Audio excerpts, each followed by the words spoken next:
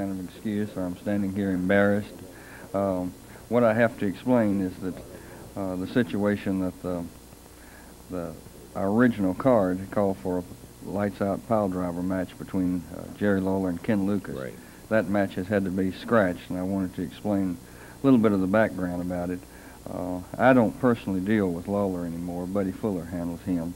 And what it was, a couple of weeks ago, as you know, Jerry Lawler used the pile driver on Ken.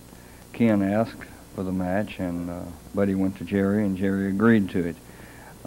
Then it came contract signing time, and of course, as you know, we deal with Lawler. We don't have an open contract on him. We deal with him from a match-to-match basis. When it came contract time, I guess he had thought about it, and the hold is very dangerous. People can be not just injured, but permanently injured from it. And he changed his mind. He backed out on it. We had some of the publicity out. Fortunately, we found out in time to change it for today. But it's just another chapter in the problems with Jerry Lawler. I know the man. I know that his word isn't any good, and that you can't trust him and you can't rely on him. And now I think Buddy Fuller understands that.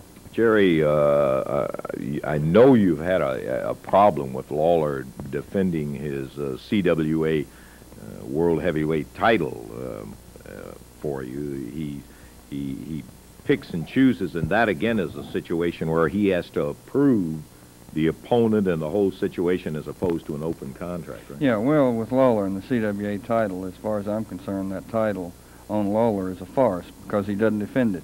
His the contract, the money he asked for is ridiculous. There's no way to justify paying it, so we seldom even try. When he'll come up with suggestions to us, and it's boys that he knows that it would, you know, if lightning struck or something, he might lose. Well, he does defend it, though, because they opened up a beautiful new facility in Jonesboro, Arkansas. They're really great, and I know you wanted to be there. Super crowd, and the lighting from a television standpoint is just great. The whole thing was terrific. And Lawler did defend it against Paul Ellering over there. He picked Paul as an opponent to defend it, so he will defend it. Well, I think that that's a situation that we carried Lawler a contract to wrestle Jackie Fargo over there to open up because we wanted it to be nice. It's a nice building. Oh, beautiful. He turned that down. Steve Regal, he turned that down.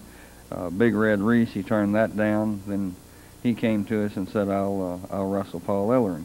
Now, Paul is a fine athlete. He's a great weightlifter. He's lifted weights and spent his whole life, and he's a real world pro. Record holder. But as a wrestler, he's a novice in that he's just been in the business a year, and you just can't get mentally prepared to wrestle on a world-class level in that length of time. Now, I don't mean anything derogatory about Paul. I like him. I think he's a future champion. But right now, he's a novice, and Lawler accepts matches against this class wrestler whenever he wants to defend his CWA. Don't run off, if you would, Jerry. I'd like to take time out right now to take a look at the action that took place. This was Jonesboro, Arkansas.